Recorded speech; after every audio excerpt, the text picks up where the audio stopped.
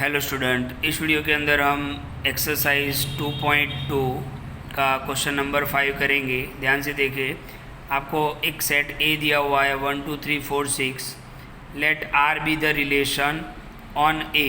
Okay, जो relation है वो ए पर है और इस तरीके से आपको बताया गया है रिलेशन, यानी एक ऑर्डर पर आपको ऐसे बताना है A B. Okay, A B belongs to eight, यानी ए की वैल्यू भी ए से लेनी है, यानी यहाँ से लेनी है, और बी की वैल्यू भी सेट ए से ही लेनी है।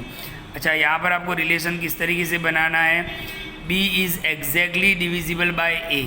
ओके, पहले तो आप डिविजिबल का मतलब समझ लो कि डिविजिबल का मतलब क्या होगा। तो ध्यान से देखो, अगर मैं 1 को 1 से डिवाइड करूँ तो 1 1 जा 1, आंसर कितना आ जाएगा 0।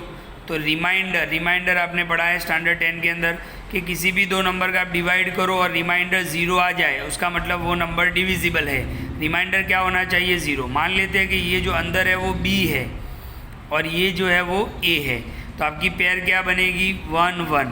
तो 1 1 यानी ये b है आपका और ये a है।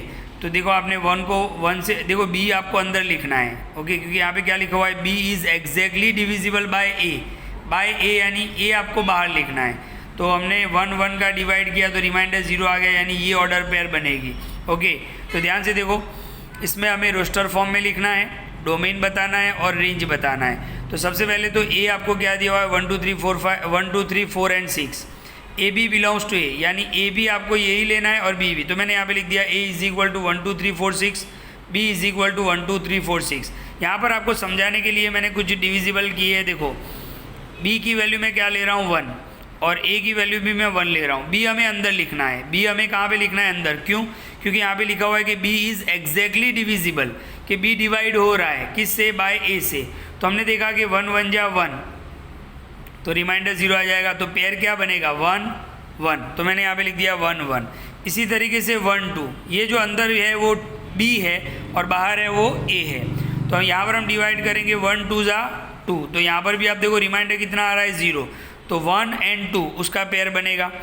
इसी तरीके से 1 3 भी डिवाइड हो जाएगा, 1 4 भी डिवाइड हो जाएगा, 1 6 भी हो जाएगा, 2 2 भी हो जाएगा। आप देखो 2 2, तो ये b है और ये 2 जो है वो a है, तो 2 1 जा 2, तो रिमाइंडर कितना आ गया 0।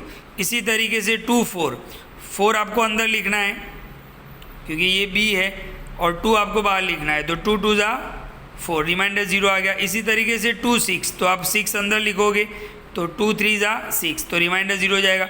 4 4, तो ये भी पेयर बनेगा, इसी के अंदर से पेयर बनेगा। फिर 6 6 भी बनेगा, 3 3 भी बनेगा, 3 6 भी बनेगा। तो ये आपका क्या हो गया, रोस्टर फॉर्म हो गया। यहाँ पर आप कैसे बोल सकते हो कि 2 is divisible by 1, 3 is divisible by 1, 4 is divisible by 1, 6 is divisible by 1, 6 is divisible by 6, 4 is divisible by 4, 6 is divisible by 2, 4 is divisible by 2, 2 is divisible by 2, 3 is divisible by 3, 6 is divisible by 3। तो ये आपका B है, ये आपका A है। तो ये आपका रोस्टर फॉर्म हो गया। अब हमें डोमेन निकालना है। डोमेन और रेंज आपको कहाँ से मिलेगा, रिलेशन से मिलेगा। डोमेन क्या होता है, ऑर्डर्ड पेयर का पहला एलिमेंट, तो 1 1 1 1 1, लेकिन एक ही बार लिखेंगे।